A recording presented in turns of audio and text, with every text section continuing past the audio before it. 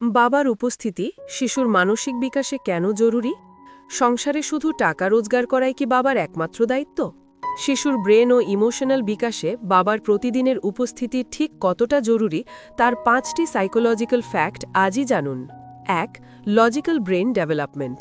মায়েরা সাধারণত মায়া ও ইমোশন দিয়ে বাচ্চাকে ডিল করেন, আর বাবারা শেখান প্র্যাকটিক্যাল বা লজিক্যাল অ্যাপ্রোচ। এই দুইয়ের ব্যালেন্সে বাচ্চার প্রবলেম সলভিং স্কিল বা বুদ্ধিমত্তা সবচেয়ে দ্রুত বিকশিত হয়। 2. চরম মানসিক নিরাপত্তা। বাবার সাথে প্রতিদিন কোয়ালিটি টাইম কাটালে বাচ্চার ভেতরে এক ধরনের শক্ত মানসিক নিরাপত্তা বা ইমোশনাল শিল্ড তৈরি হয়। এই বাচ্চারা যে কোনো নতুন পরিবেশে বা অপরিচিত মানুষের সামনে অনেক বেশি আত্মবিশ্বাসী থাকে। 3. বিহেভিয়ারাল সমস্যা প্রতিরোধ।